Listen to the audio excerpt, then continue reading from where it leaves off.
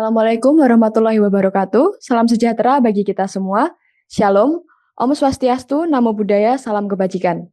Yang kami hormati narasumber Profesor Dr. Laksono Trisnantoro MSc PhD selaku Guru Besar dari Magister Kebijakan dan Manajemen Kesehatan FKKMK UGM, Profesor Dr. Adi Utarini MSc MPH PhD selaku Guru Besar Magister Kebijakan dan Manajemen Kesehatan FKKMK UGM, serta seluruh peserta pelatihan pengembangan buku teks yang hadir secara luring maupun daring. Perkenalkan, saya Lintang yang akan memandu pelatihan pengembangan buku teks pada siang hari ini. Selamat datang di pelatihan pengembangan buku teks S2 Kebijakan dan Manajemen Kesehatan, sesi 1 Parafrasa, Sitasi, dan Pencegahan Plagiarisme. Pelatihan ini diselenggarakan oleh Departemen Kebijakan dan Manajemen Kesehatan bersama dengan Komunitas Buku Kebijakan dan Manajemen Kesehatan. Pelatihan ini diadakan untuk meningkatkan pemahaman dan keterampilan dalam penulisan akademik, khususnya dalam melakukan parafrasa, sitasi yang tepat, serta mencegah praktik plagiarisme dalam pengembangan buku teks. Untuk mempersingkat waktu, langsung saja kami undang pembicara pertama hari ini yang akan memaparkan materi pengantar. Kepada Prof. Laksono, kami persilahkan. Assalamualaikum warahmatullahi wabarakatuh. Ya, ini sebagai pengantar untuk menyusun buku ini, dan kita sudah ada, jadi 7 atau 8, Pak? Buku, 7 atau 8? 7, ya. 7 buku yang harapannya dalam waktu 3 bulan lagi, waduh, ini sudah dekat nih, selesai. Hari ini bulan Maret, jadi April, Mei, Juni. Ya, dari Juli kita udah bisa mendapat semacam draft pertama, dan nanti kita bawa ke cetakan untuk ISBN. Nanti kita lihat ya, sehingga tahun ini kita akan dapat banyak buku ya, harapannya. Nah, ini judulnya menyusun buku biaya manajemen serta tantangan mengelola waktu. Ya, pakai ini. Nah, itu saya ngomong. Ya, slide. Ya, slide. Nah, pengantarnya nanti kita lihat nulis buku apa, dan yang ini jadi satu isu kunci adalah manajemen waktu, termasuk untuk para asisten, ya. Dan juga nanti kita akan lihat mungkin dari Mbak Vini udah mulai agak jadi ya, jadi kita akan ada semacam sistem yang terkait dengan waktu untuk memonitor perkembangannya ya. Dan nanti tentunya dari Prof. Uut akan banyak membahas mengenai masalah sitasi, masalah plagiarisme, dan ini sekali lagi juga terkait dengan manajemen waktu ya. Kalau waktu kita pendek ya, mungkin mau cross cut ya ke tempat-tempat atau ke cara-cara yang berisiko tadi untuk sitasi dan sebagainya. Oke, nah jadi sebagai gambaran untuk pengantar ya, mengapa kita membuat buku ini ya? Ini. Tadi banyak kelompok keilmuan ya, dan itu terbagi dalam kuliah-kuliah yang tentunya bisa dipakai untuk menyusun buku ini. Nah, sekarang jadi komoditi dagang juga yang terkait dengan apa yang kita sebut sebagai ghostwriter ya. Hampir tiap hari dikirimin dari sebuah perusahaan untuk Pak, ini kita sudah siap untuk menerbitkan buku Bapak ya. Nggak usah banyak-banyak, outline aja nanti kita yang bikin pakai AI, pakai macam-macam. Nanti kita akan lihat Mbak Vini juga udah mulai bikin ya. Nah, ini yang urgensinya menulis buku atau tidak. Nah, kalau kita tidak ya siap-siap berisiko ya untuk menerima kenyataan pahit. Bisa nggak suatu ketika pikiran kita di kuliah ataupun di webinar itu atau di seminar yang dengan teknologi recording itu dan satu software, nanti Mbak Vini tahu ya, software apa namanya? Ya, Translate ChatGPT itu kelihatan bisa jadi kan ya. Jadi cepat sekali ya. Nanti risiko nggak kalau kita nggak ngapa-ngapain ya. Kemudian ada suatu keadaan, loh ini misalnya saya, ini buku mengenai reformasi kesehatan misalnya. Dikarang oleh seorang dosen dari Universitas Antah Berantah ya, di tempat yang jauh gitu ya. Dan isinya ketika saya baca, ini isi saya nih. Ya, bisa persis juga. Dan celakanya bisa juga dijadikan acuan oleh mahasiswa S2 kita. Ya, paham saya. Ini risiko betul ya. Nah, jadi mau tidak mau kita harus mulai menulis buku, dan buku apa? Nah, ini yang jadi isu kunci ya. Kita akan melihat bukunya tentunya sesuatu yang kita tuju ya. Pertama adalah menghasilkan buku akademik, termasuk textbook dalam kebijakan dan manajemen kesehatan. Kemudian menghasilkan sistem pemasaran buku yang terkait dengan pelayanan sehat nih. Nah, ini sudah ditulis dengan diskusi buku ya. Yang terakhir berapa Mbak Lintang yang ikut diskusi buku yang terakhir? Yang terakhir ya. Pak Yudi banyak ya. Terus yang berapa? Yang terakhir berapa? Yang bukunya WHO dulu. Berapa orang yang ikut? Nah, itu coba. Jadi kita 60 lumayan banget loh. Dulu waktu belum ada pelatihan sehat, belum ada digital, itu paling yang datang cuma 10-15. Nah, kalau kita bisa terus kembangkan ini, marketingnya bisa dengan transit. Sudah kita coba, sudah bisa ya. Bisa ya, ada 2 ya yang kita pernah ya pakai itu ya. Nah, ini bukunya apa? Bebas atau teks? Nah, ini kalau bebas itu buku yang seperti saya sering bikin ya, buku ilmiah yang opini, ada semacam apa yang kita sebut sebagai pendapat yang mungkin sangat kontroversial, misalnya fragmentasi sistem kebijakan itu kontroversial, itu bukan textbook. Kalau textbook itu lebih normatif, menjelaskan deskripsi untuk mahasiswa supaya mereka bisa belajar sebuah topik. Nah, membuat buku yang bukan textbook itu bisa cepat, tapi juga bisa lama. Saya punya buku yang hampir 10 tahun baru terbit, ya ada juga 10 tahun ya. Nah, saya hitung-hitung dari saat mulai mau bikin sampai terbit itu. Itu bisa terjadi, karena nggak rampung-rampung, mikirnya nggak rampung-rampung ya. Oke ya. Nah, contohnya buku teks itu kita bisa tahu ya, dari luar negeri, Ken Bush ini, yang sering kita pakai. Kemudian juga Leader in Health Policy and Management, ini juga sering dipakai oleh kita. Kemudian juga dari ini Shorter and Kalus ini juga sering kita pakai ya. Ini textbook ya, jadi menggambarkan deskripsi ya. Nah, ini yang kita akan pilih ya sebagai yang awal ini ya.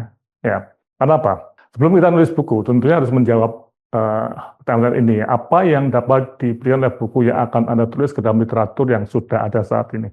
Misalnya kita belum ada untuk mahasiswa S2 atau S1 ya, buku tentang kebijakan kesehatan misalnya. Nah, ini kita ke situ ya.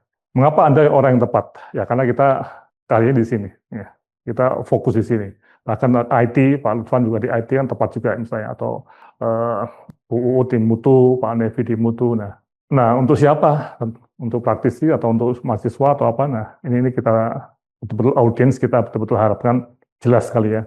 Nah, di mana bukunya yang digunakan? Di pendidikan, pelayanan kesehatan, industri sektor kesehatan, atau kombinasi di berbagai tempat. Nah, ini yang nantinya akan membawa kita pada satu, ya kita akan mungkin textbook saja. Nah, dan textbook itu relatif bisa cepat, karena normatif ya. Apalagi dan ada AI, nanti Mbak Vini juga bisa terangkan. Nah, ini membuat kita menjadi satu kelompok atau apalah, yang jadi kayak pabrik buku, atau pabrik, jadi industri buku. Jadi kita jangan ragu-ragu untuk masuk ke ini, daripada kita kecolongan ide kita diambil orang lain atau dipakai di buku orang lain yang berasal dari kita ya, itu mudah sekali ya. Lebih baik kita preemptif ya, langsung kita bikin saja. Apapun yang kita hadapi tantangannya ya, dana udah di backup sama Pak Lutfan HPM untuk asisten, untuk penulis buku nggak dibayar, tapi dari kuliah-kuliah juga ada pembayarannya ya. Fasilitas nanti kita akan backup betul supaya jadi buku dan tadi marketingnya jalan. Jadi ini semua kita kerjakan sebaik-baiknya ya. Dan nanti bagi kita yang mau pensiun itu jadi passive income juga kalau laku ya. Bagi pendik yang mau pensiun bisa jualan buku, Pak Sari nanti. Saya mau pensiun 10 tahun lagi ya? Enggak. 3 tahun lagi ya. Ini juga bisa usaha bikin buku, menyebarkan di kalangan alumnus atau macam-macam nih. Nah nih. Jadi kesimpulannya memang textbook ya. Jadi yang 7 itu ya, itu textbook ya. Kecuali ibu saya yang agak aneh ya. Oke, ya. Nah, proses yang diusulkan adalah tahap persiapan, penulisan, penyetakan, dan pemasaran. Nah, ini kita sudah persiapan sudah ya. Coba Mbak sudah hijau semua ya. Yang persiapan masih ada merah nggak? Yang ada, siapa? Mana aja? Coba, siapa? Yang merah siapa? Iya, tapi itu masuk persiapan harusnya. Mana? Nggak apa, sebut aja siapa? Siapa? Oh, itu udah selesai teman. Itu nggak perlu. Cuman itu aja. Oh, udah. Jadi semua udah. Kalau buku saya mudah masuk ke tahap mungkin masuk ke cetak mungkin ya. Masih. Oke, jadi semua udah nggak ada lagi yang merah-merah. Nanti kita lihat ya. Nah nih. Nah, sehingga kita masuk betul tahap penulisan ya. Dan pertanyaannya 3 bulan itu cukup nggak? Jadi kita punya waktu April, Mei, Juni sesuai dengan kontrak dari kita kan 5 bulan ya. Anggarannya itu untuk 5 bulan. Nah, dalam waktu 5 bulan itu bisa jadi nggak? Ada yang kata, ini ambisius sekali mungkin ya. Memang betul ambisius ya. Tapi kita lihat logis kan, nanti kita lihat ya. Nah, ketika bicara mengenai ini, logis atau tidak tadi, kita harus masuk ke manajemen waktu. Nah, nanti kita akan lihat ya, karena timnya kan ada penulis buku, yang ada banyak anak kuliahnya itu juga tim teaching ya.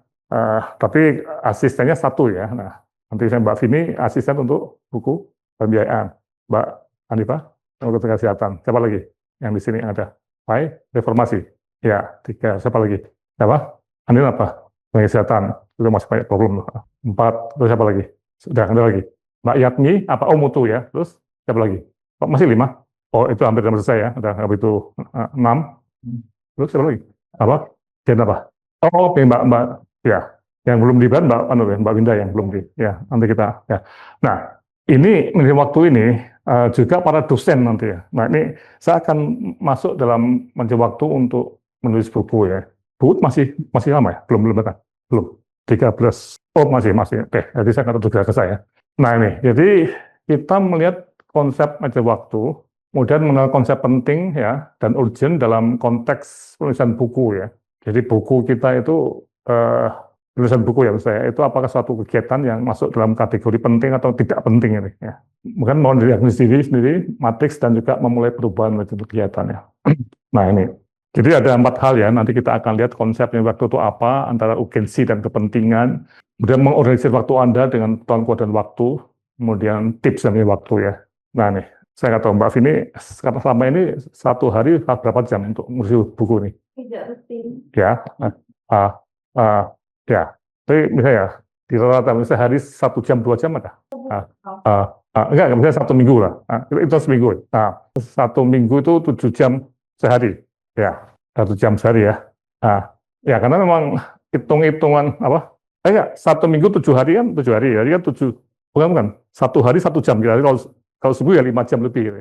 Ya, oke apa? Tapi artinya kalau kita bagi rata-rata, itu 1 hari 1 jam atau ya ada ya, atau setengah jam lah gitu ya. Karena memang hitung-hitungan pembayarannya juga seperti itu. Kan Anda dapat 1 juta sebulan ya. Itu dengan asumsi FTI-nya 15-20%. Jadi itu ya, ada seorang S1, S2 itu sekitar 5-6 juta ya. Nah, ini dalam sistem profesional tadi, logikanya ya entah Anda mau diropel 5 hari di weekend atau apa, tapi 1 hari itu minimal 1 jam sampai 2 jam lah untuk buku tadi. Nah ini yang bagi para asisten tadi. Nah ini yang jadi kita lihat kita tertib nggak. Nah, untuk para dosen itu memang ini di sela waktu mereka. Tapi nanti kita akan tunjukkan nanti Mbak Vini bisa lihat ya yang apa yang terjadi ya. Nah, yang saya penting begini ya, konsep waktunya sendiri kalau kita lihat yang kita lakukan minggu lalu itu kita hitung rasanya. Nah, pertanyaannya seperti ini ya, dalam model renungan tadi ya, kita akan masuk pada pada persentase ini. Kita merenung, pertanyaan saya, pernah nggak Anda bikin penghitung-hitung 1 hari Anda itu untuk apa, atau 1 minggu Anda untuk apa? Tadi bisa tanyakan tadi. Untuk bekerja berapa, untuk belajar berapa, untuk main game berapa, untuk hobi main padel berapa, tenis berapa, jalan kaki berapa, pernah nggak Anda itu? Siapa yang punya buku harian seperti ini? Mbak Sari masih bisa ngitung punya saya ya, Mbak Sari. Nah saya punya lah, ya gitu. Semua punya lah, punya Google itu apa? Kalender itu kan ada tuh, ya apa? Kenal? Nah, iya, saya pikir saya yang lain ikut saya nggak. Sendiri saya kostum gimana? Minoritas. Ini baru sampai menjadi waktu ya, menjadi waktu untuk pengantar dia. Nah, jadi pernah nggak kita ngitung tadi dari seminggu itu berapa persen waktu kita untuk belajar, untuk kerja, untuk rekreasi, untuk olahraga? Nah, pernah belum? Kenapa? Kalau belum Anda belum mengelola waktu artinya. Jadi waktu itu saya seperti aset ya, yang kita bisa kelola ya. Dan sebanyak-banyaknya cara seperti ini. Ini kayaknya memang kuno ya, tapi ya mau nggak mau kita kesini. Karena sekarang ini disrupsi semakin banyak ya. Kita baru mau bikin paper, tiba-tiba ada WA bagus, menarik. Teman lama Anda datang mendadak ke Jogja. Saya mau ditemani ke Pak Pong, tahu Pak Pong? Sate kambing jauh nggak? Jauh. Macet nggak? Macet. Gimana tuh? Anda bayangkan tidak. Nah, ini deep banyak buat Anda komunikasi itu pakai WA itu cepet banget. Oke. Nah, sehingga mau tidak mau ya Anda harus bikin semacam ini ya. Kalau Anda belum punya, mari kita bikin urgensi dan kepentingan. Nah, Anda staf ataupun dosen di sini ya punya tugas ya, macam-macam tugas ya. Nah, apakah tugas menulis buku itu masuk dalam agenda yang penting nggak? Belum ya, belum. Harusnya masuk nih, harusnya. Main padel gimana? Atau main bola voli atau saya berenang, penting kan? Penting. Nonton drama Korea penting nggak? Apa? Penting. Kalau Anda nggak nonton drama Korea seperti nggak bisa hidup ya itu penting. Tapi nanti kita lihat masuk di mana? Di urgent atau plan. Jadi Anda list dulu yang penting. Artinya penting bagi ini ya. Anda kalau tidak mengerjakan hidup Anda nggak enak. Seperti tahu ya ada orang-orang yang hobinya apa ya kayak buut apa bersepeda. Kalau nggak bersepeda mungkin buku sakit bang. Ya, tahu ya itu penting sepeda.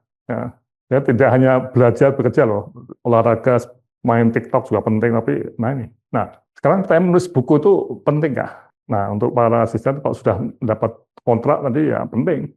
Nih profesionalisme Anda. Sebagai dosen gimana? Penting nggak?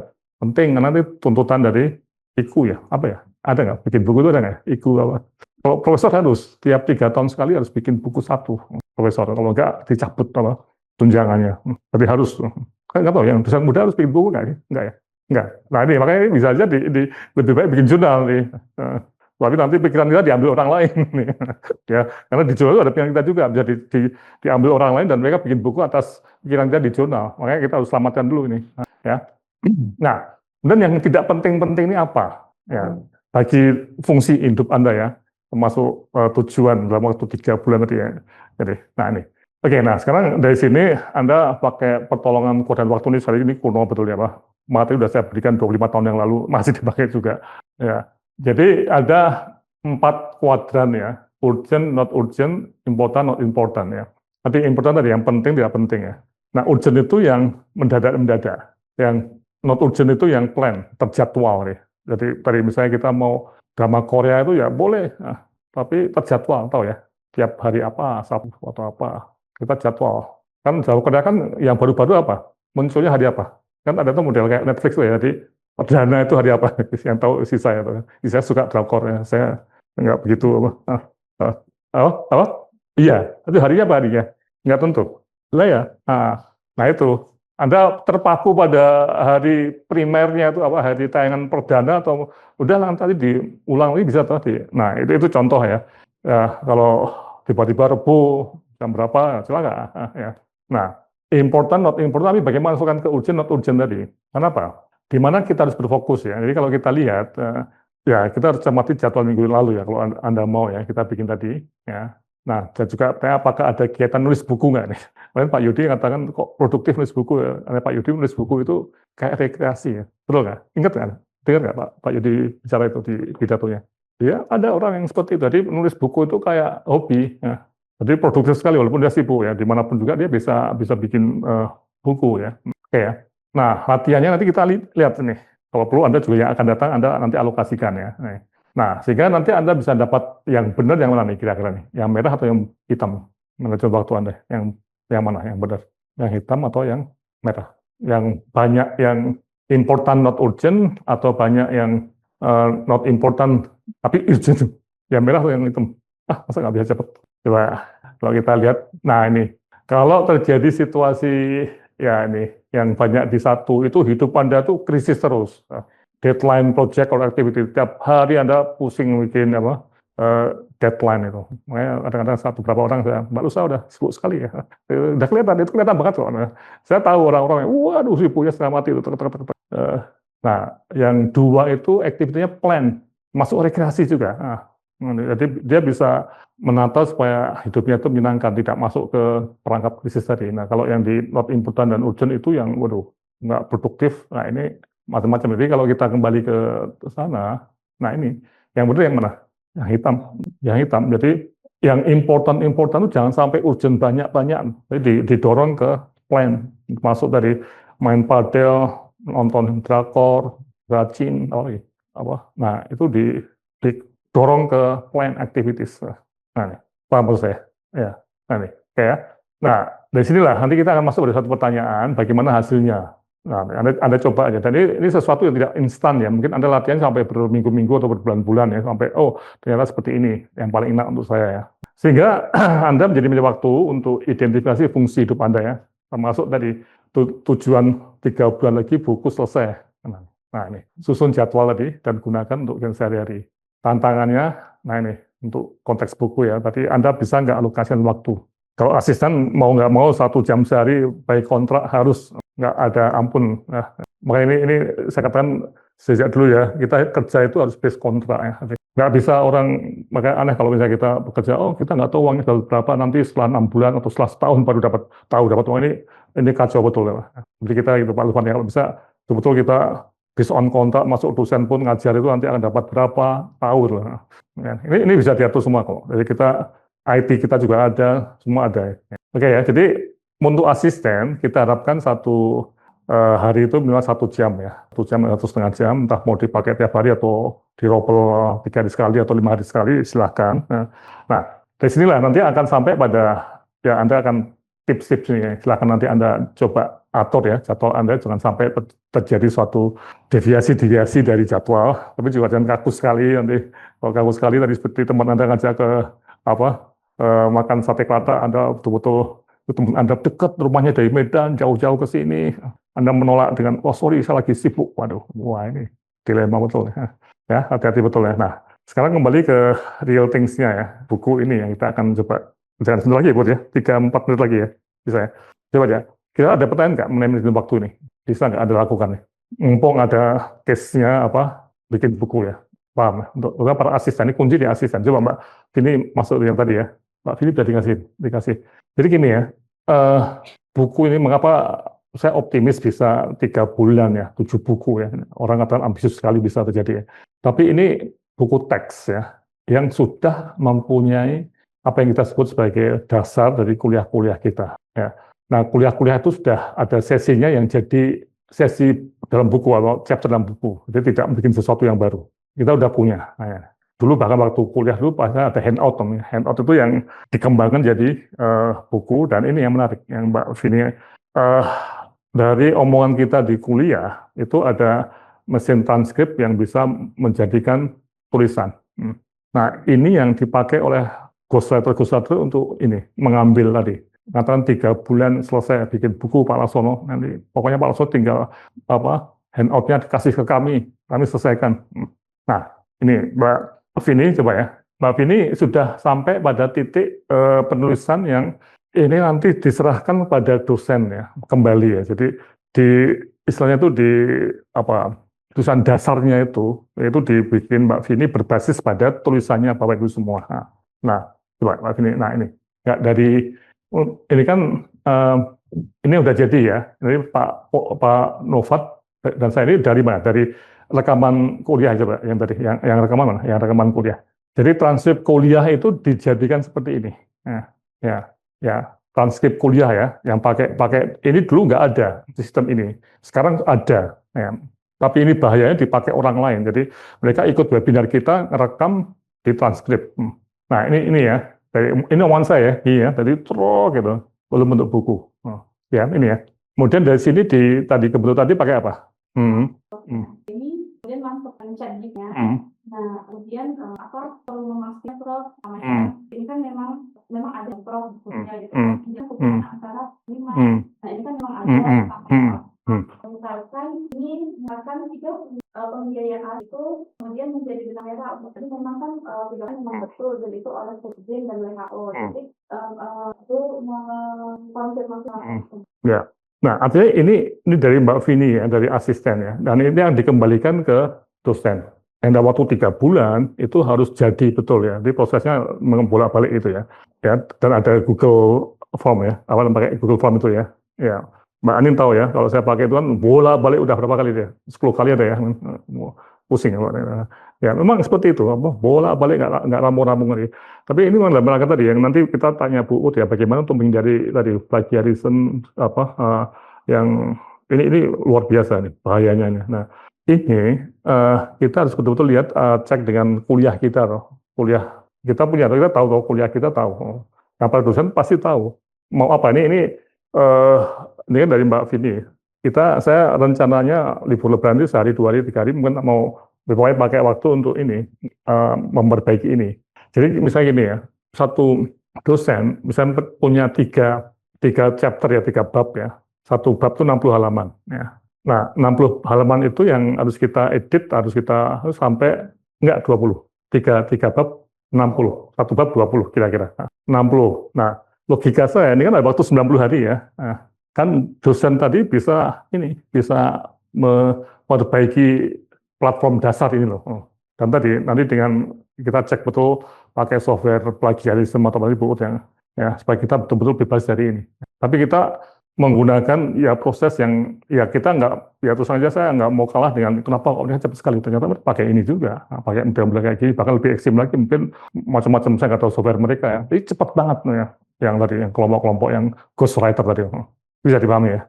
Dan ini bagi Anda asisten, Anda belajar betul, nanti isinya itu Anda akan paham dari A sampai Z, dari 20, udah berapa bab nih? 12 sudah semua, nah sudah semua. Nah, nanti ini kuningnya agak tebal, nanti ada pakai kuning yang sangat kuning itu maksudnya belum ada apa-apa sampai kuning yang tipis sampai kehijauan sampai jadi hijau. Nanti kayak gradasi nanti kita kontrol pakai seperti itu. Tiap bab ya, bab 1 sampai bab berapa? 12 ya. Ya. Nah, ya. Oke, sekali ini menjadi waktu kita ya untuk seperti ini. Tapi ini rambu-rambunya nanti Bu Ut yang memberikan masukan bagaimana untuk tadi masalah plagiarisme kita nggak muncul ya. Plus nanti betul ya, kuliah masih ada waktu untuk tata bahasa toh. Nanti ada instruktur tata bahasa yang akan memperbaiki sehingga ya saya optimis lah sampai 3 bulan depan kalau kita semua mengelola waktu dengan benar ya ini jadi kok. Ya. Oke, ada pertanyaan? Belum udah Bu Ut jelasnya nih. Wah, pada stres nih para asisten. Enggak, gampang nggak sih? Saya nggak tahu. Bikin ini gampang nggak? Dari transkrip ke sini ke situ. Tapi itu nggak panjang. ya nanti kita latihan sendiri khusus ya. Tapi tadi coba referensi juga dipunyai semua ya. Referensi coba lihat. Jadi dosen juga bisa membaca itu tambahan referensi kalau nggak ya di-delete aja. Kalau nggak dipakai dibuang. Kita minta yang paling banyak disitasi tapi misalnya WHO dan World Bank kemudian juga hanya disitasi dari jurnal internasional kayak jurnal Human jadi betul-betul saya untuk kemudian dia membaca Relkop kemudian kan kita ya ini yang paling saya tahu itu karena waktu di S2 di York juga dibahas itu. Oke, nanti dosen akan lihat lagi. Kalau nggak perlu di outkan, di delete ya. Tapi kalau perlu dipakai terus. Ya, kalau udah baca saya tahu berapa yang. Tapi kalau ada yang baru mungkin Mbak Vidi belum ada ya dimasukkan jadi mahasiswa. Yang paling banyak disitasi. Oke. Ya. Iya. Ada RKS ya. Iya. Oke. Saya kira ini ya. Terima kasih. Bu, silakan Bu. Ya, untuk ini. Ya. Terima kasih kepada Prof. Laksono atas pemaparan materi untuk pengantarnya. Untuk pembicara kedua, kami persilahkan Prof. Adi Utarini. Iya, Pak. Iya. Halo. Iya, gimana? Oh, saya buat jam 3, karena saya udah tampil jam 3. Selamat siang. Karena waktu itu Pak, Assalamualaikum warahmatullahi Tante minta jam 3 ya? Jadi teman-teman, Bapak Ibu sekalian, saya kira kalau kita bicara soal menulis itu lalu ada rasa ketar-ketir, khawatir gitu, itu normal sekali ya. Itu normal sekali. Jadi saya kira memang justru yang anomali adalah orang-orang yang menulis itu bisa untuk hiburan, itu mungkin malah agak anomali. Ya karena pada umumnya memang ya kita lebih senang kalau nggak menulis gitu ya. Penelitian masih menyenangkan, analisis data masih menyenangkan, tapi ketika bikin laporan, apalagi kemudian bikin buku ya wajar kalau itu kita rasakan berat ya. Tapi ya kalau kita bekerja di dunia akademik memang senang ataupun tidak senang bukan itu isunya ya. Tapi lebih ke melatih skills, kompetensi untuk bisa menulis. Ya harapannya yang tadinya nggak seneng tapi bisa gitu ya. Mungkin nggak jadi seneng tapi tidak jadi bisa gitu. Nah ini ya saya biar nggak ngungkuri Prof. Laksono. Ya mengapa menulis buku yang sekarang ini ya? Mungkin ini untuk para asisten atau dosen muda juga bisa menjadi kesempatan untuk berlatih menulis bersama penulis utama atau editor ya dalam hal ini, sehingga ini kan kesempatan untuk bisa nulis bareng Prof. Laksono dengan dosen-dosen yang lain, yang itu juga menjadi proses yang saya kira sangat bermanfaat. Lalu juga membangun jejak ya, membangun CV juga kan, apakah itu CV dan juga karir individu atau juga prodi dan departemen tentunya. Kalau orang-orang yang bekerja di departemen itu bagus, reputasinya kan ini juga akan pengaruhnya ke institusinya akan bagus. Dan departemen kita memang bisa dikatakan mungkin aktivitas yang besar ya itu adalah S2 HPM. Jadi kan kita punya berapa ya, setiap angkatan berapa tuh 100 lebih ya mungkin ya 100-an ya yang dan kita semua juga pernah merasakan itu gitu, S2, S3 pernah belajar, sehingga kalau ada bukunya ya mudah-mudahan ini memudahkan pembelajaran mahasiswa dan kita juga nggak sakit hati gitu karena mahasiswa kuliah di UGM buku-bukunya UI gitu misalnya. Ya, dulu ada textbook kebidanan kandungan apa ya, yang itu terkenal banget itu textbooknya UI kuning apa ya. Itu selalu dipakai itu di mana-mana. Nah, kita ya tentunya ingin seperti universitas-universitas yang terkemuka ya, di setiap subjek mata kuliah itu memang ada handbooknya atau ada textbooknya gitu. Menambah passive income ya, itu mungkin untuk kami ini yang sudah lansia dan itu harapannya lebih banyak punya waktu, dan itu juga cara-cara yang baik untuk. Nah, saya memang punya pengalaman menulis textbook gitu ya, menulis buku teks metodologi, sekalipun kalau saya mereflek ke belakang itu saya butuh waktu lama sekali Pak Laksono untuk buku yang merah itu, lama sekali. Padahal saya mengajar di situ mungkin puluhan tahun ya, tapi ada rasa nggak percaya diri gitu untuk sampai dengan akhirnya itu menjadi buku. Begitu juga yang biru itu pernah sampai ada masalah karena saat itu di MMR itu kita kan dosen bikin handout sedikit untuk mahasiswa, taruh di Gamel gitu, sedikit taruh di Gamel, sehingga ketika saya ajukan untuk ke universitas, mereka bilangnya, Bu Ut, ini plagiarismenya 85%. Terus saya tanya, kok itu sumbernya mana yang dikatakan itu plagiarisme 85%? Ternyata mendetek modul-modul itu, modul-modulnya itu. Jadi itu saya bolak-balik itu meyakinkan, Pak, ini tuh tulisan saya sendiri, memang dulunya modul mahasiswa. Ketika lama gitu berproses jadi buku itu juga ternyata bisa jadi masalah juga, sekalipun lalu akhirnya oke, lalu clear gitu ya, nggak apa-apa. Nah, memang sangat berbeda ya menulis jenis buku. Dua buku yang di bawah ini mungkin nggak banyak dosen yang punya pengalaman untuk nulis biografi ya. Pak Laksono belum pernah yang jelas. One day mungkin. Jadi ya stylenya memang sangat berbeda. Kita menulis buku teks dan kita menulis buku jenis yang lain. Jadi mungkin kalau kita memang sudah siap-siap menulis buku teks, barangkali pemanasan itu penting ya. Pemanasan itu selalu penting apapun gitu. Jadi misalnya Anda asisten di buku yang reformasi kebijakan gitu ya, bacalah buku-buku teks yang serupa gitu. Jangan mau kalau proses membaca itu digantikan oleh ChatGPT. Kalau saya takut terlalu dini Anda pakai ChatGPT, Anda nggak punya skills nanti. Nanti kita bahas itu. Skills apa sih yang hilang ketika kita sejak awal sudah sangat mengandalkan pada AI. Apalagi kalau makainya nggak benar ya. Tapi ini nanti menarik, nanti kita bahas. Ya bisa juga untuk terapi ya. Saya pernah merasakan ini, tapi bukan buku teks. Kalau buku teks kayaknya nggak bisa untuk terapi, tapi jenis buku-buku yang lain ya, ini bisa untuk curhat. Jadi curhatnya lalu lewat buku. Ya mungkin ada baiknya kita berpikir bahwa menulis buku itu sebetulnya kita ingin membantu orang lain, help others yang misalnya kalau konteksnya penelitian ya, mereka yang punya penelitian yang area ketertarikannya sama gitu. Help others untuk misalnya dengan kita menunjukkan hasilnya kita begini, kelemahannya kita begini, kan itu artinya orang lain jangan masuk ke lubang yang sama dong, gitu ya. Jadi ini juga sebetulnya membantu orang lain, apakah itu pemegang kebijakan, apakah itu masyarakat, itu juga kita bisa berpikir begitu, bahwa menulis itu menolong orang lain.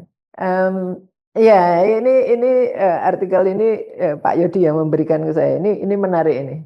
Dia mengatakan writing is thinking. Jadi kita nulis itu biar kita mikir, gitu. Kan berarti kita nggak pernah mikir, tapi orang nulis itu pasti proses berpikirnya kan banyak ya. Dan kalau saya sarankan Anda baca deh satu halaman ini. Dia mengatakan bahwa human generated scientific writing itu harusnya tetap menjadi yang utama. Jadi ini memberi pertimbangan bagaimana kita menggunakan AI, kapan kita menggunakan AI. Itu secara singkat diceritakan di sini. Malah dia mengatakan handwriting can lead to widespread brain connectivity. Jadi saya nggak tahu kalau Pak Laksono nulis langsung komputer atau macam-macam. strateginya. Ya, ya. Saya juga macam-macam sih. Kadang-kadang kalau yang bangsa skema gitu, saya pasti orek-orek manual dulu, nggak terlalu canggih saya kalau skema-skema langsung pakai komputer gitu. Sampai mantap baru dipindah ya. Tapi kalau ya saya ngerekam saya enggak Pak Laksono, tapi saya pakai ini ketika nulis biografi. Itu saya menulis dengan handphone. Itu saya bisa menulis dengan handphone. Jadi perjalanan ke pesawat ke bandara gitu, nulis bisa. Itu bisa. Tapi kalau textbook nggak bisa saya. Enggak ya. Saya pernah coba direkam dulu tuh bahasa rekaman, bahasa verbal ke bahasa tulis juga akhirnya banyak. Mungkin untuk pointers gitu bisa ya. Oh ya nanti saya harus masukin ini ada. Jadi kayak meninggalkan catatan untuk kita sendiri ya. Ada referensi ini yang takutnya lupa gitu. Oke. Tapi kalau menulis yang saya bisa pakai handphone itu adalah menulis ya mungkin tulisan-tulisan yang mungkin bukan heavy scientific ya. Nah, itu berguna juga. Nah, di sini memang dia mendorong kita berpikir begini. Di satu sisi kan kita dimudahkan dengan berbagai tools. Itu kita dimudahkan ya. UGM juga melanggan Scopus AI kan.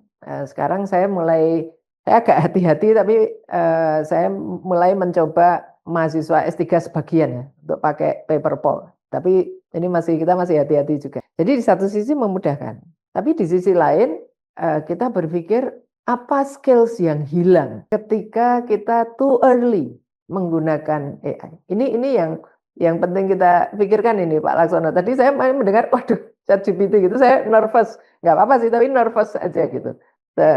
Wah, referensi ChatGPT bisa halusinasi banget. Iya, nggak apa-apa sih. Ini kan sesuatu yang dengan kita bahas begini, jadi kita aware toolsnya dan saya pakai juga. Tapi kita memakainya harus sangat hati-hati. Referensi termasuk kalau referensi Scopus AI itu jelas lebih ya. Tapi kalau ChatGPT apalagi yang gratisan gitu, mungkin halusinasinya makin banyak. Anyway, ya dia ini memberi koridor ya kapan kita menggunakan ChatGPT dan untuk apa gitu ya, untuk apa. Lalu nanti ada contohnya kenapa kita ketika ya terlalu mengandalkan pada itu kita akan kehilangan skills yang mestinya ini kita pelajari dulu gitu. Skillsnya kita kuasai dulu. Apapun motivasinya untuk menulis, mau dipaksa Pak Laksono untuk jadi asisten, enggak ya? Dikontrak Pak Laksono atau keharusan karena ini mungkin bagian dari misalnya kalau studi dan sebagainya. Apapun itu, tapi pada prinsipnya ketika kita menulis, we don't care about your motivation. We do care about the quality of the writing. Ya. Jadi apapun motivasinya, happy, nggak happy, seneng, nggak seneng, whatever. Tapi kita harus tetap membuat tulisan itu dengan bagus dan juga tetap sejak awal bahwa kita harus hati-hati supaya nggak terjebak di ini ya, di berbagai hal yang itu merupakan disintegritas akademik gitu ya. Prof. Laksono pas kapan itu cerita saya juga terus jadi terpikir ya bahwa sekarang ghost writing, ghost authors itu malah layanan yang profesional dan dibanggakan dan disebarluaskan gitu. Wah ini kan mengerikan ya. Di IG itu juga bisa menulis manuskrip dalam 24 jam. I don't believe that. Gitu ya, nulis apa gitu satu termasuk saya nggak terlalu percaya juga nulis buku 3 bulan sorry karena kalau saya nggak bisa bukan nggak bisa secepat itu tapi ya mungkin dengan sistem yang baik mungkin bisa dipercepat ya. Ini quote yang saya ambil dari paper itu, by writing it down sebetulnya aktivitas kita menulis itu we can sort years of research, data, analysis into an actual story. Nah, menulis buku pun ada story besarnya gitu. Kemudian di setiap bab itu kan juga mestinya ada storyline-nya. Yang itu mestinya ini yang membuat yang penulis utamanya ya, rancangan bukunya gimana, per babnya, flow-nya seperti apa, itu sebaiknya tetap ada storyline-nya. Dan kemudian dia mengatakan thereby identifying our main message. Nah, main message ini kalau nanti dipilah-pilah di dalam per bab itu sebetulnya main message itu di paragraf ini. Disitulah ada main message yang di level buku mungkin ya. Buku ini mau menekankan apa. Tapi juga ada main message di level bab, kan di depan pasti kita bilang tujuannya apa gitu ya. Itu yang kita bilang begitu. Tetapi kemudian dalam setiap paragraf itu memang harus ada what's the point gitu. Apa kalimat intinya gitu. Nah, orang mungkin punya style yang berbeda-beda ya. Saya senang pakai yang mengquote itu, ada arsitek style. Arsitek style itu semua dirancang detail. Kalau arsitek itu kan nggak cuma gambarnya, ruangannya, colokan di mana, itu kan semua di plan very detail. Itu arsitek style. Dan itu memang yang somewhat diarahkan untuk menulis akademik itu lebih ke arah plan dengan detail. Jadi misalnya nanti di bab 1 gitu ya, isinya mau apa, sumber datanya dari mana gitu, referensi utamanya apa, itu semakin detail, semakin memudahkan kita untuk bercerita. Ada juga yang bricklayer strategi, masang batu bata itu. Jadi satu batu bata, kalau ini kok mencong kan langsung dibenaki, ya toh? Kan nggak bisa nunggu sampai semua jadi dulu baru yang di bawah dibenaki, ambruk nanti rumahnya ya kan. Jadi kalau kita ngetik gitu, oh salah ketik langsung dibenaki, ya, salah ketik benaki. Nanti ya begitu jadi dia akan bagus. Tapi ya seperti itu ya, lalu pelan-pelan. Ada juga yang pelukis. Nah kalau pelukis sih wer ada dibuang, ganti meneh. dipikir gitu. Lah kalau ini nanti nggak jadi nanti tulisannya ya. Jadi sebaiknya memang kita mendorong ke arah merencanakan dengan detail gitu. Nanti kalau terlibat di dalam bab tertentu gitu kan, pasti kita pemanasan dulu baca yang lain yang serupa gitu. Kemudian kita mulai jot down apa yang mau kita tulis di asal jangan itu ya, keep pressing random buttons and hope something coherent comes out. Ya jangan. Oke. Nah, paragraf ini mungkin pelajaran SD apa SMP gitu. Kita dulu ada diajari bahwa namanya paragraf itu selalu ada kalimat pokok gitu ya. Paling mudah untuk membaca kalimat pokok itu di awal. Jangan di tengah, jangan di belakang. Di awal itu paling enak, kemudian kalimat-kalimat pendukung ya yang kemudian menjelaskan. Nah, kalau ini Anda baca sebentar, ini kira-kira kalimat pokoknya mana? Menghasilkan jasa ya. Oke, terus kalimat-kalimat berikutnya apakah menjelaskan kalimat-kalimat pokoknya? Semuanya ide pokok. Pendapat yang lain gimana? Ya. Yang lain gimana pendapatnya? Kalimatnya terakhir pokoknya. Ya, ini kayak kumpulan kalimat pokok gitu.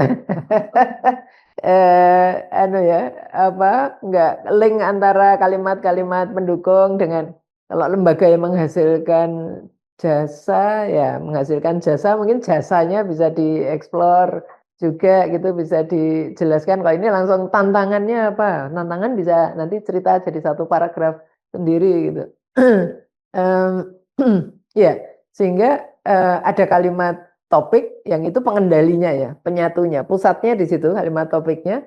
Lalu kalimat-kalimat berikutnya harus menjelaskan secara koheren ya, secara terpadu ya, padu, dan kalimat pendukungnya juga perlu dikembangkan secara adekuat. Nah, kita pakai misalnya contoh yang pertama ya, mau bilang bahwa ya ini bukan bahasa akademik ya, ini bahasa casual ya. Jadwal saya padat sekali hari ini. Harusnya kalimat pendukungnya cerita apa? Ngapain, nggak ada jeda gitu sampai malam terus. Ya, kalau misalnya yang nomor 1, pendapatnya gimana? Ya, ini nggak nyambung ya, gampangannya nggak nyambung gitu. Kalau yang nomor 2, gimana? Mungkin yang lain silakan. Mbak Eva curang. Nomor 2 apa masalahnya kalau yang nomor 2? Dari sisi bahwa paragraf itu sebaiknya lebih dari 1 kalimat, dia terpenuhi. Nomor 2 ya. Tapi apa? Dia like yang adequate development itu. Ya, tadi kan ada yang ketiga ya. Pengembangan kalimat pendukung yang memadai gitu. Jadi mungkin like-nya di situ lebih mudah ditangkap oleh pembacanya yang nomor 3 ya. Nomor 3 mungkin lebih lengkap ya. Kegiatan pertama ngapain, setelah itu apa, ya nggak bisa makan wong puasa. Dan beristirahat ya. Nah, nah kemudian ini saya kira pengayaan kita. Jadi untuk adequate development itu apa yang bisa kita kembangkan, ya kan? Apakah kemudian disupport dengan kita membandingkan dengan dosen lain gitu, misalnya hari ini saya padat banget gitu, terus cerita, terus habis itu juga bisa saja dibandingkan dengan wah yang lain kok bisa pulang jam 3 gitu misalnya ya, sesuai jam kantor gitu. Kita bisa membandingkan, bisa mengevaluasi sebab akibat, kronologis ya, pagi ngapain, siang, sore, malam, itu kronologis. Lalu bisa juga kalau paragrafnya mungkin bunyinya misalnya kayak ada berbagai komponen yang penting dalam reformasi misalnya ya. Nah, lalu kita ceritakan loh masing-masing komponennya itu apa. Tentu juga data itu juga membantu ya. Saya lebih senang buku teks yang meskipun ya buku teks memang normatif ya, Prof. Laksono, tapi kalau itu bisa kita perkaya dengan ilustrasi dari mungkin data penelitian, ilustrasi dari tesis yang bagus gitu. Di buku saya yang merah itu saya seolah-olah saya berbicara dengan yang membaca, itu saya kira akan membuat ya buku teks itu special ya, punya approach yang khusus ketika ditulis. Dan ini mungkin harus digagas oleh editor utamanya gitu. Karena kalau enggak nanti ya sama-sama aja kayak buku-buku yang lain gitu. Jadi ini aspek yang menyebabkan buku ini menarik itu apanya gitu. Ini yang harus dipikirkan juga mungkin oleh editor utamanya. Ya, menggunakan contoh, ilustrasi, data, statistik, kuotasi, mungkin juga ilustrasi misalnya yang muncul di surat kabar untuk mengilustrasikan problem, itu nggak apa-apa. Tapi kalau surat kabar untuk cerita data ya jangan ya. Ya, untuk ilustrasi masalah nggak apa-apa. Cerita, anekdot, analogi, ya ini hal-hal yang bisa membuat paragraf itu lalu jadi rich, jadi kaya. Elemen penulisan. Nah, ini nanti ada kaitannya dengan AI ini.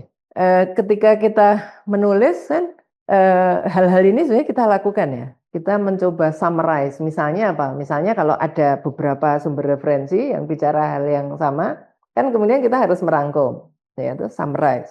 Atau gambarnya nggak keluar semua. Atau paraphrase. Kalau paraphrase ya kita membahasakan dengan kalimat kita sendiri, tapi kita menjaga pesannya sama, referensinya juga tetap kita tulis. Mensintesis ya mungkin sintesis mungkin nggak berbeda dengan summarize, tapi mungkin lebih analitik ya, tidak hanya meringkas gitu ya. Kemudian evaluate dengan kriteria tertentu. Nah, ini sebetulnya skills dalam kita menulis yang nanti kalau ada sesi yang dari bahasa itu mungkin bisa memperkaya skillsnya teman-teman ya. Dan ini dengan mudah sekali, ini kita bisa minta AI melakukan ini dengan mudah sekali. Cari referensinya, please summarize its references, dia akan keluar tuh, summary-nya keluar. Dan kemudian kita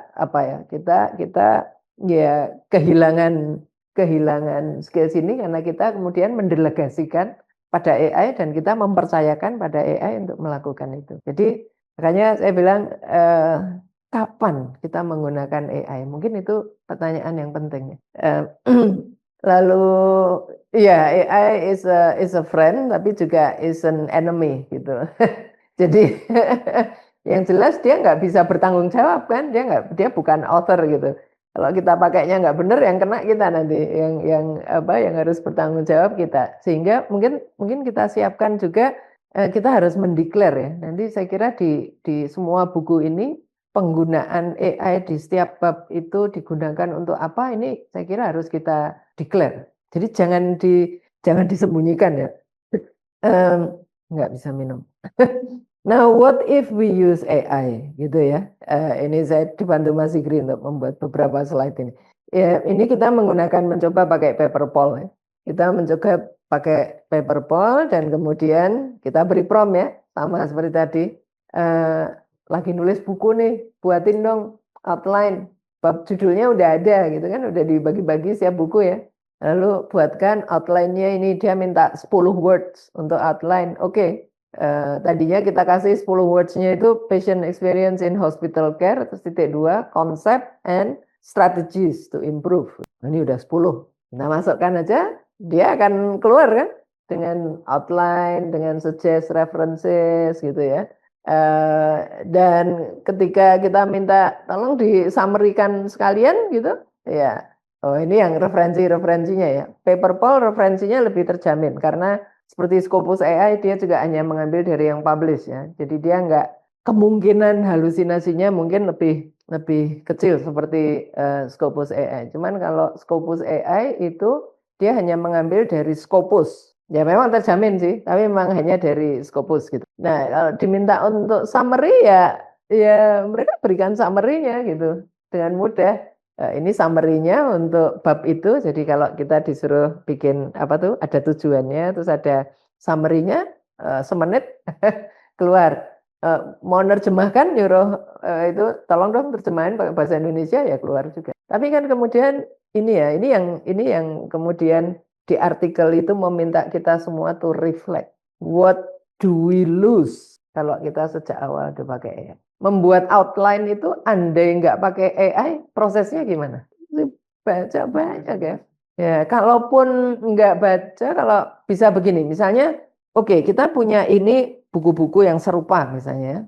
Lalu kita lihat mereka outline-nya kayak apa ya, yang ini kayak apa, yang ini kayak apa. Oke lah, kita bisa compare, lalu diskusi. Tapi kan ada proses ya, dan kemudian kita harus banyak baca. Oke, key references-nya kita baca dulu, and then we write gitu kan. Jadi itu semua proses memang menjadi jauh lebih cepat, jauh lebih simplified, tapi kita yang rugi gitu. Human yang rugi karena lalu kita nggak punya skills itu. Jadi ya ini plus minusnya. Nah, makanya dan jangan-jangan nanti kita juga nggak baca referensinya ya, artikelnya, karena udahlah minta tolong aja dia yang ringkesin, kita cuma baca ringkesannya. Terus kemudian kita pindah, itu copy paste kita masukkan ke buku kita. That's dangerous. Itu yang gimana kita memanage tadi ya, Prof. Laksono memang dalam 3 bulan, tapi juga tidak kemudian jebak dalam lalu jadi mechanical gitu. Iya kan? Jadi mechanical tukang banget gitu. Ini jadi masukin. Nah, itu apa bedanya kita sama yang universitas yang lainnya? Dulu di MMR itu pernah ada cerita, ini dulu sekali. Ya saya nggak sebut nama ya. Ada pengelola dari luar, bukan dari luar. Suatu saat gitu ada staff teknik diminta untuk, tolong dong carikan tesis-tesis yang topiknya ini. Saya pikir, oke, mungkin nggak tahu ya, sedang bikin apa penelitian payung, apa gitu. Tapi kemudian kita tahu dan kita lalu kaget, ternyata yang diambilin itu bab 2-nya. Dan itu kemudian jadi buku yang bukunya diklaim beliau. Jadi ini kan juga ingin memproduksi knowledge dengan jalan pintas ya, dengan cara cepat, lalu ya dulu masih manual. Saya sekarang kan makin medeni lagi, makin bahaya lagi tuh. Kalau kita bisa nyuruh ChatGPT untuk melakukan apapun, AI untuk melakukan apapun, itu kan kemudian kita mempertaruhkan risiko nama baik dan sebagainya sampai dengan institusi pada AI itu. Oke. Ya, jadi itu lebih untuk mereflect, hati-hati, dan jangan sampai AI itu menghilangkan proses belajar gitu. Oke. Nah, sekarang kita masuk ke ini parafrase dan juga plagiarism. Ini juga merefresh saja ya. Plagiarism by definition termasuk taking over ideas. Termasuk taking over ideas. Ideas kan bentuknya sebetulnya bisa jadi belum tulisan ya. Iya tuh. Ini agak sulit juga, tapi kalau saya prinsipnya gini, misalnya Prof. Laksono itu sangat banyak ide-ide yang brilian. 10 tahun yang lalu beliau menginisiasi itu ya. Universitas itu harus jadi menara air, bukan menara gading. Kalau menara gading berdiri di puncak tapi nggak bermanfaat, nggak mengalirkan ilmu. Lalu beliau harus menara air supaya bisa dialirkan gitu ya. Jadi ketika kita mendengar begitu, ya seharusnya orang lain yang mendengar, yang kemudian ingin menuliskan itu seharusnya sudah meng-quote loh. Karena itu ide yang sudah dilontarkan oleh seseorang, sekalipun mungkin belum jadi tulisan, nggak jadi tulisan gitu. Ide, metode atau written words of other without pinjem, tapi tidak berterima kasih, tidak menyebutkan sumbernya.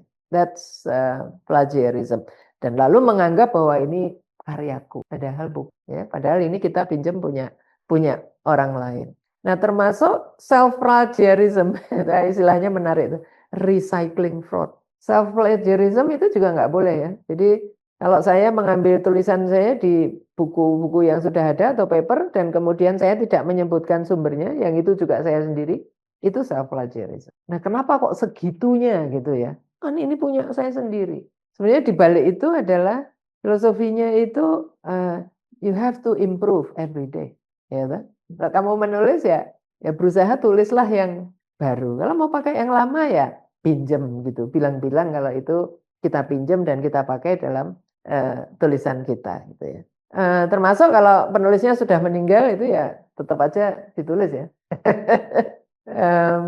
Ya, oke. Nah, nanti ada beberapa guideline yang saya pakai, memang sudah agak kuno sih, tapi menurut saya kok praktikal ya. Dan di situ di dalamnya juga ada mengenai paraphrase. Paraphrase itu kan kita menggunakan bahasa kita sendiri untuk menceritakan suatu konsep gitu ya. Nah, kehati-hatiannya adalah konsepnya tetap harus benar gitu. Yang kita ceritakan ini, meskipun kita udah pakai bahasa kita sendiri, dan tetap harus ada sumber referensinya, tetap harus dimasukkan. Bukan mentang-mentang ini kan udah saya ini pakai bahasa saya sendiri, ya tetap aja kan kita ngambil original konsepnya. Jadi tetap cite sources-nya, kalau enggak nanti bisa bisa berisiko untuk plagiarism. Nah, untuk paraphrase ini ya sebenarnya kalau Anda googling pasti banyak ya, simple steps untuk menjaga agar kita tidak, ketika membuat paraphrase itu, paraphrase-nya juga benar gitu. Ya, ini tipsnya dia bilang baca berulang kali bagian mana yang kita ingin paraphrase itu, keywords-nya yang penting itu dicatat. Lalu dengan keywords itu dia bilang kalau bisa kita nggak ngelirik sumber aslinya gitu, sumber aslinya tadi gitu. Terus kita membuat kata-kata kita sendiri, tapi keywords-nya dipertahankan. Lalu terus kita bandingkan, apakah sudah cukup gitu paraphrase-nya, dan terakhir jangan lupa citasinya ya. Ini contohnya, ini contoh yang plagiarism. Kenapa plagiarism ya? Karena sumbernya nggak disebutkan, loh. Yang Elsevier ini nggak disebutkan. Dan plagiarism itu nggak ada istilah sengaja nggak sengaja ya. Apapun itu plagiarism. Wah, ini saya nggak sengaja atau lupa. Lupa juga bukan alasan untuk kemudian menjadi tidak plagiarism. Tetap kan saja, tetap aja gitu. Ya, nanti mungkin Anda bisa lihat sendiri ya contoh-contohnya ya. Ada di situ dikatakan biasanya kalau kita merephrase, kita berusaha untuk agak meringkas juga gitu, agak meringkas juga. Misalnya ini aslinya begini. Salah satu isu yang penting dan kontroversial adalah apakah pengobatan 6 bulan dengan regimen rifampicin bisa efektif dan mengobati HIV TB ya dengan aman. Itu kalimat aslinya. Kemudian ini kita otak-atik kemudian menjadi paraphrase-nya seperti itu. Oh, ada perdebatan. Apakah TB HIV bisa diobati dengan short course regimen yang ada rifampicin. Jadi sumbernya tetap kita masukkan, tapi ya itu sudah cukup paraphrase-nya sudah terlihat. Sekarang ini kan juga jurnal atau mungkin juga saya nggak tahu ya, bangsa percetakan buku itu mereka juga menggunakan AI detector kan. Kan mereka pakai itu. Ada AI, kemudian ada yang human AI blend gitu ya. Kalau human murni mungkin nggak ada ya. Jadi karena pasti ada unsur ininya ya. Jadi mudah-mudahan nanti prosesnya juga bisa dicoba seperti itu ya, dimasukkan lalu dilihat seberapa. Kalau itu 80% mungkin itu harus banyak diperbaiki. Nah, untuk guideline-nya ya saya menggunakan ini udah agak lama sih, cuman ada beberapa ini statement guideline yang menurut saya itu mudah untuk diterapkan ya.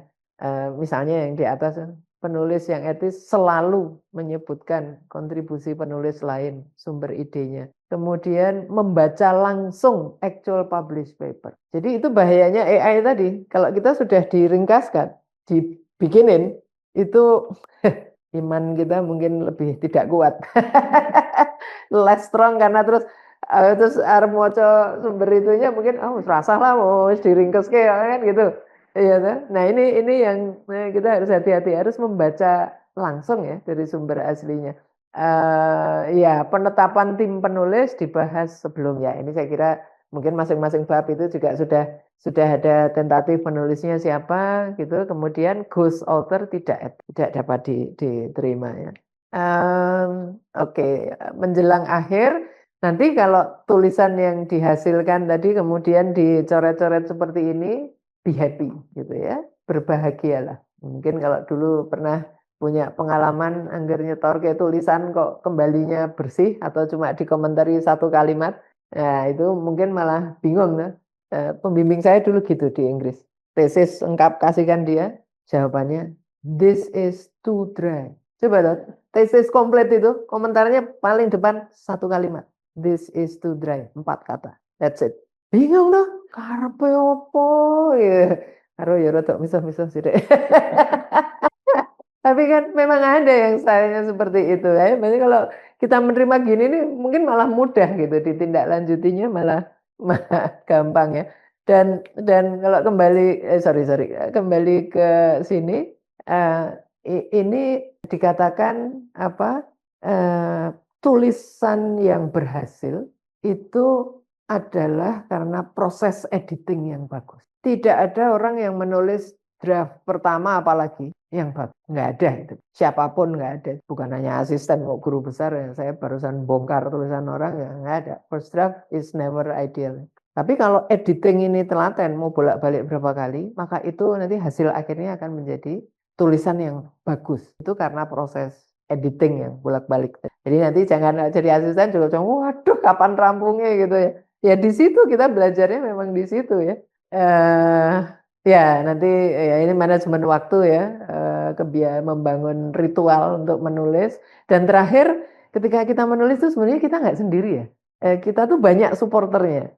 Nanti kan ada manajer buku yang reminding ya, mungkin bisa dimintai tolong liatin dong buku-buku yang serupa isinya apa gitu, itu bisa kemudian juga ada tim penulis, selalu ada yang senior sampai dengan asistennya, ada mentornya, ada editornya. Begitu juga di percetakannya juga nanti ada peer review-nya ya.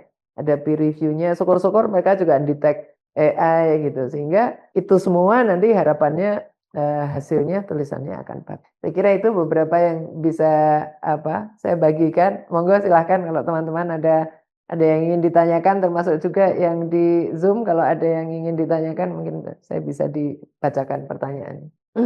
Prof. Adi Utari ini atas pemaparannya terkait parafrase dan juga bagaimana cara mencegah plagiarisme. Oke, Bapak Ibu, kita sekarang masuk ke sesi diskusi dan juga tanya jawab. Dipersilahkan jika ada pertanyaan dari Bapak Ibu, baik yang luring maupun daring. Monggo silahkan. Mohon izin bertanya Prof. Uut. Iya, Bu Dia.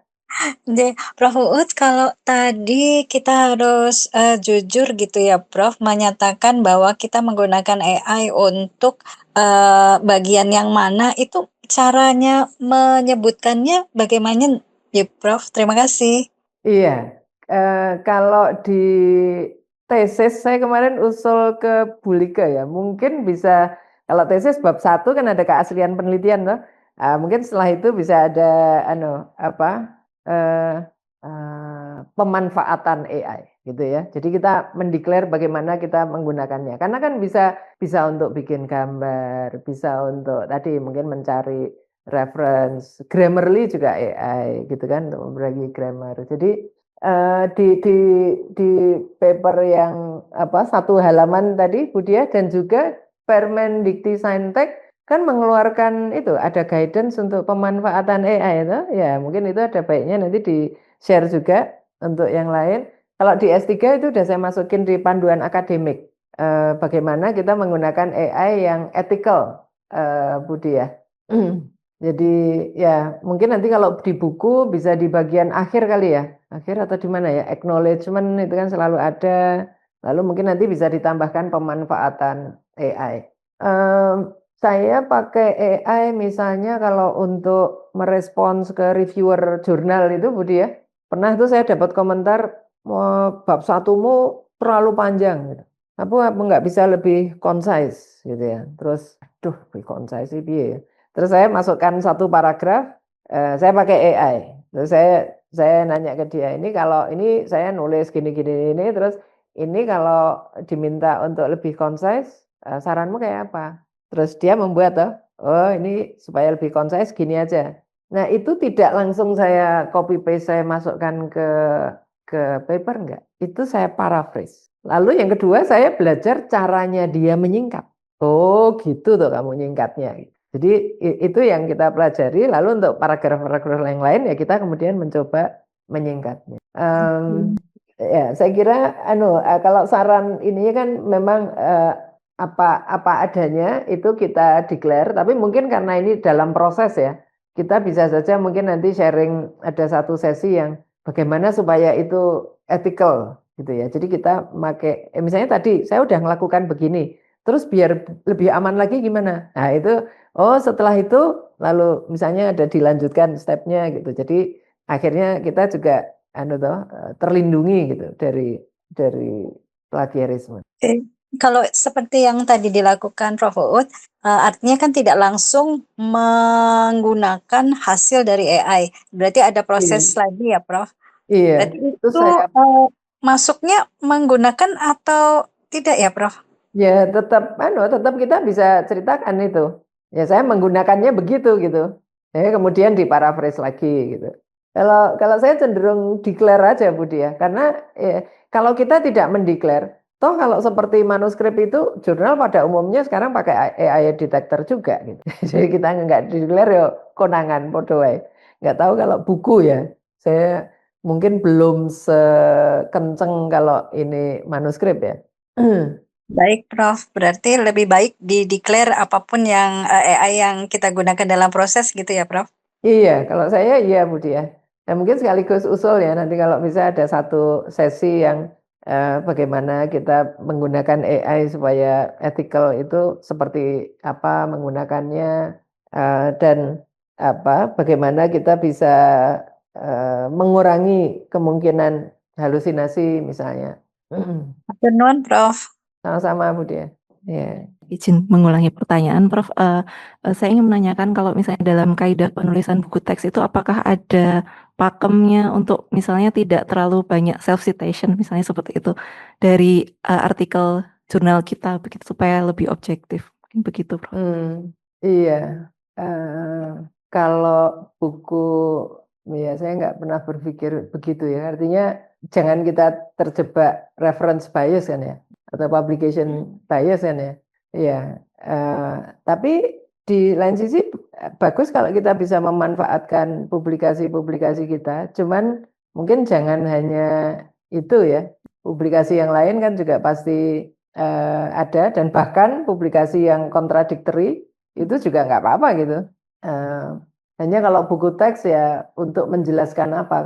Kalau definition kalau itu mungkin kita mensintesis ya sifatnya. Tapi kalau misalnya kita sedang bercerita tentang tantangan atau barrier gitu, saya kira it's okay untuk membacanya kalau kemudian ada kontradiktori yang kita jelaskan di situ gitu. Iya. Tapi terima kasih itu poin yang bagus bahwa gunakan publikasi kita, tapi jangan membatasi pada publikasi kita. Termasuk juga menurut saya tesis yang bagus-bagus, mungkin diambilnya di hasil ya. Jangan ngambil bab 2-nya. Kalau bab 2-nya mungkin bisa melihat misalnya ada teori apa gitu, oke juga. Tapi kita tidak lalu mengambil tulisannya kan ya. Nah, hasilnya mungkin bisa kita pakai untuk misalnya kalau buku teksnya pakai model box, kemudian di box itu modelnya pakai case. Nah, itu kita bisa kembangkan dari tesis mahasiswa atau dari publikasi kita. Terima kasih, Prof. Dari Bapak Ibu, apakah ada pertanyaan lagi mungkin dari asisten ataupun dari para penulis? Dipersilahkan. Masih ada cukup waktu untuk bisa berdiskusi tanya jawab Bapak Ibu. Izin bertanya Mbak Lintang. Ya, silahkan Mas. Izin bertanya Prof, menyambung dari diskusi Budia tadi, walaupun penulis telah mendeklar penggunaan AI baik dalam manuskrip, buku, ataupun karya tulis apapun itu, sebetulnya apakah ada guidelines yang menentukan inilah kaidah yang baik atau yang sesuai untuk digunakan dalam akademik, atau apakah ada standarnya begitu, Prof? Ya, kalau di jurnal yang medical sama health itu kita mengacu ke rekomendasinya ICMGE ya. ICMGE itu International Consensus of Medical Journal Editors. Jadi para editor jurnal yang di bidang medis kesehatan mereka punya rekomendasi gitu dalam menggunakan AI. Nah, itu kita pakai sebagai acuan. Kemudian yang tadi yang Permendikti Saintek itu punya panduan untuk menggunakan AI gitu ya. Mana do's don'ts-nya itu ada, kalau seingat saya ada di situ. Jadi ini mungkin ya setiap penulis, mereka yang terlibat di penulis buku mungkin ada baiknya kita mengacu ke situ juga supaya kita berhati-hati. Baik, terima kasih banyak, Prof. Di S3 pernah ada kejadian lucu juga. Ada seorang penguji gitu, dia buka daftar referensi proposal, dia melihat, oh ada nama saya gitu. Tapi terus dia lihat, loh, author yang lain kok saya nggak kenal. Dia lihat, ini paper apa? Saya nggak pernah nulis ini. Saya ketawa, oh ini kerjaannya ChatGPT ini misalnya. Iya, jadi ya gitu-gitu tuh terjadi ya. Jadi jangan kita lalu nggak apa-apa, paling-paling juga nggak ketahuan, enggak ya. Jangan, karena kalau buku teks itu persoalannya jadi reputasi institusi kalau buku teks ya. Beda kalau itu ya sama saja ya, manuskrip juga gitu kan. Kan kita nggak bawa nama kita sendiri, kita bawa nama institusi kan. Ya. Modul gitu ya, Prof. Karena kan beberapa mata kuliah memang sudah ada modulnya. Kemudian sekarang diarahkan untuk dikembangkan menjadi buku teks. Nah, itu apa saja kira-kira yang perlu kami perhatikan supaya tadi semisal terkait dengan plagiarismenya atau framingnya yang perlu kita ubah, susunan babnya atau saya dari pengalaman itu kan, mungkin di pengantar buku itu harus kita state bahwa proses pembuatan buku ini kayak apa, awalnya dari modul, dari ini, jadi orang tahu gitu. Itu yang pertama. Yang kedua, kalau saya dulu kan modulnya udah lama gitu ya. Jadi kemudian ya kita memperkaya dengan referensi-referensi yang terbaru. Karena memang referensi itu ada dua macam kalau untuk teks. Ada referensi yang sifatnya kayak landmark article. Misalnya kalau di Mutu ya, Donna Bedian tuh papernya tahun 68. But that's landmark article yang orang terus mengquote gitu. Jadi nggak apa-apa. Tapi kalau hasil-hasil penelitian yang original paper gitu ya, sebaiknya memang kita pakai yang, ada yang mengatakan sebaiknya 5 years. Karena apa? Karena kita nulis buku sekarang, itu bukunya mungkin jadinya bisa tahun depan. Kalau 3 bulan tadi jadi, itu buku di tangan pembaca mungkin masih tahun depan ya. Nah, berarti kan lag-nya kan udah akan bertambah, bisa jadi setahun, 2 tahun, 3 tahun, 4 tahun, 5 tahun juga. Nah, jadi kalau kita pakai referensinya udah 10 tahun terakhir, nanti lag-nya makin banyak. Jadi bisa updating referensi, kemudian prosesnya itu ditulis. Lalu ya kalau ada contemporary isu terkininya, iya tuh, apakah isu yang kaitannya dengan kebijakan terbaru atau memang ada konsep yang baru gitu. Jadi mungkin modul itu kayak bahan dasarnya ya. Seperti kalau modul udah lebih tertata daripada yang ini tadi ya, daripada yang kuliah di convert gitu. Saya waktu baca pertama kali itu kok kayak gini ya. Terus apa kuliahnya juga gitu. Jadi ada asisten yang ini saya juga punya asisten yang dulu jadi asisten waktu masih mahasiswa. Ada asisten yang dia letterluck mindah dari catatan kuliah dipindah gitu. Tapi terus ada asisten yang dia dari situ kemudian dia sudah mulai nyambung-nyambungkan tuh antar paragraf. Jadi sudah lebih dikembangkan lagi. Terus ada yang kemudian dia mengusulkan, Prof ini loh referensi-referensi terbaru mau dipilih, ada yang mau dipakai enggak? Jadi itu asisten bisa sangat proaktif ya di situ. Ini menemukan ada paper baru gitu. Mungkin itu beberapa hal. Baik, apakah masih ada pertanyaan lagi dari Bapak Ibu sekalian yang daring maupun yang luring? Masih ada 2 menit. Masih ada 2 menit, betul. 14.15. Dipersilahkan untuk Bapak Ibu, apakah masih ada pertanyaan lagi? Sepertinya sudah tidak ada, Prof. Baik, terima kasih kepada kedua narasumber kami untuk siang hari ini, yaitu kepada Prof. Laksono dan juga kepada Prof. Adi Utarini yang sudah menyempatkan waktunya untuk dapat berdiskusi pada siang hari ini terkait dengan urgensi menulis textbook, kemudian juga bagaimana cara mengelola manajemen waktu, serta bagaimana pemahaman terkait parafrase dan juga bagaimana cara mencegah plagiarisme.